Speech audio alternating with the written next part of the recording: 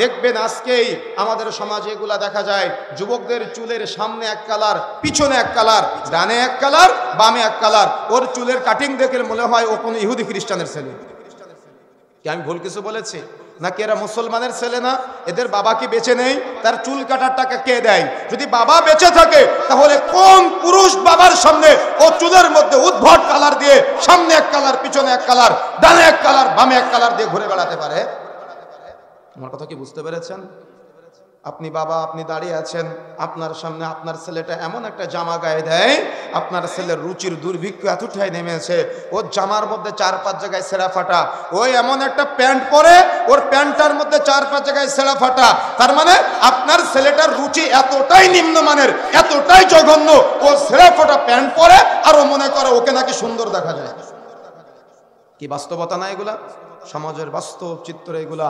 এই জন্য প্রথমেই মনে রাখার চেষ্টা করতে হবে, যদি আপনি আপনার পরিবারকে নিয়ে পরিকল্পনা না করেন, আপনি আপনার সন্তানকে নিয়ে যদি পরিকল্পনা না করেন যে আপনি তাকে কিভাবে আদর্শিত করবেন, তাহলে আপনার সন্তান কিন্তু আদর্শিত হবে না। এজন্য ওলামায়ে কেরাম আদর্শ পরিবার গঠনের জন্য, আদর্শ সন্তান সমাজে পরবর্তী প্রজন্মের জন্য রেখে যাওয়ার জন্য প্রথম স্টেপ যেটা বলেছেন সেটা হলো আদর্শ বিবাহ। যদি আপনার বিবাহ আদর্শ না হয় তাহলে সন্তান কখনো আদর্শিত হবে না। কথা বুঝেন না মনে হয়? কথা বুঝতে পেরেছেন? কেন জানেন? রাসূলুল্লাহ সাল্লাল্লাহু আলাইহি ওয়াসাল্লাম বলেছেন, আদ-দুনিয়া কুল্লুহা মাতা, গোটা পৃথিবীটা হলো সম্পদ। ওয়া খায়রু মাতাঈদ দুনিয়া, তার মধ্যে শ্রেষ্ঠ সম্পদ হলো আল মারআতু আস-সালিহা, সতী এবং সাধু স্ত্রী। যে পরিবারে সতী এবং সাধবী স্ত্রী আছে ওই পরিবার আদর্শিত হয়। কেন জানেন? ওলামায়ে কেরাম বলেছেন এই আদর্শ স্ত্রী হলো পূর্ণিমার চাঁদ অপেক্ষা স্নিগ্ধময়, কস্তুরী অপেক্ষা সৌরভময়, বৃষ্টি অপেক্ষা স্নিগ্ধময়। যে পরিবারে আদর্শ মা আছে ওই পরিবারে আদর্শ সন্তান আসবেই আসবে। আর যদি মা আদর্শিত না হয় তাহলে ওই পরিবারে আদর্শ সন্তান সম্ভব নয়। সন্তান ধ্বংস হয়ে যাবে, সন্তান বিপদগ্রস্ত হয়ে যাবে, সন্তান পথভ্রষ্ট হয়ে যাবে। এই জন্য বিবাহের আগেই চিন্তা করতে হবে। যুবক ভাই, একটা মেয়ে হয়তো আপনার সাথে মোবাইলে প্রেমের আলাপনে লিপ্ত হয়, সে হয়তো হাত মোজা পরে আছে, পা মোজা পরে আছে, সে হয়তো বোরখা পরে আছে, আপনি ভাবতেছেন তার মাঝে দিন আছে। আরে আমি বলে যাচ্ছি তার মধ্যে দিন নাই, তার মধ্যে দিন নাই, তার মধ্যে দিন নাই। যদি দিন থাকতো সে আপনার সাথে মোবাইলে প্রেমের আলাপনে লিপ্ত হতে পারতো না।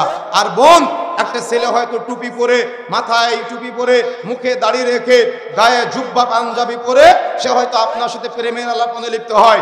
আমি বলে যাচ্ছি, আপনি হয়তো মনে করতেছেন সে দিনদার, আমি বলতেছি সে দিনদার না। যদি দিনদার হতো সে আপনার সাথে প্রেমের আলাপনে যুক্ত হতে পারতো না। যদি আপনি এখানে বিবাহ করেন তাহলে আপনার সংসারে সুখ, শান্তি, সমৃদ্ধি আপনি খুঁজে পাবেন না। কেন? বিবাহের যতগুলো নীতিমালা আছে সমাজে প্রচলিত আছে, বিবাহের জন্য দেখতে হয় বংশমর্যাদা, সমাজে প্রচলিত আছে। বিবাহের জন্য দেখতে হয় অর্থ সম্পদ, সমাজে প্রচলিত আছে। বিবাহের জন্য দেখতে হয় সৌন্দর্য। কিন্তু এগুলা হলো, মনে রাখার চেষ্টা করতে হবে, অপশনাল। কিন্তু প্রথমে আপনাকে দেখতে হবে দিনদারিতা। যেখানে দিন আছে সেখানে সফলতা আছে। দিন পেয়েছেন, সাথে পেয়েছেন সৌন্দর্য, দিন পেয়েছেন, সাথে পেয়েছেন বংশমর্যাদা, দিন পেয়েছেন, সাথে পেয়েছেন অর্থ সম্পদ, আপনি সুখী হবেন। কিন্তু দিন নাই, আছে বংশমর্যাদা, দিন নাই, আছে অর্থ সম্পদ, দিন নাই, আছে সৌন্দর্য, আপনি সফলতা পাবেন না। আমি বলি নাই, রাসূলুল্লাহ সাল্লাল্লাহু আলাইহি সাল্লাম বলেছেন। এই জন্য যদি আপনি আদর্শ পরিবার, আদর্শ প্রজন্ম রেখে যেতে চান তাহলে বিবাহে আপনাকে অগ্রগামী ভূমিকা পালন করতে হবে। একটা ছেলে হয়তো আপনাকে বোন পালিয়ে নিয়ে গিয়ে বিবাহ করলো, এভাবে আপনি আজকে প্রতারণার শিকার হবেন না। কেন? আপনি যদি আজকে পালিয়ে বিবাহ করেন তাহলে আপনার সন্তানরাও পালিয়ে বিবাহ করতে সহযোগিতা পাবে। কেন? সে জানবে আমার বাবা মা তো অপরাধ করেছে, আমি অপরাধ করতে অসুবিধা কোথায়? কথা বুঝেন না মনে হয়? কথা বুঝতে পেরেছেন? এমন অভিযোগ আমাদের কাছে বহু আসে, যে অভিযোগের ভিত্তিতে বললাম। সুতরাং আপনি যত অপরাধ করবেন সন্তানটা ডবল অপরাধ করবে। কেন? ওটা তো জানাজানি হবে। আর আপনি যে এই অবৈধ সম্পর্কে জড়াচ্ছেন, আপনার সন্তান যখন জানবে তখন আপনি তো আপনার সন্তানকে নিষেধ করতে পারবেন না। এই জন্য বিবাহের ক্ষেত্রে আদর্শ পরিবার গঠনের জন্য এই প্রথমে যদি আপনি অগ্রগামী ভূমিকা পালন না করেন তাহলে আপনি ঠকে যাবেন। এই জন্য সর্বদা মনে রাখার চেষ্টা করতে হবে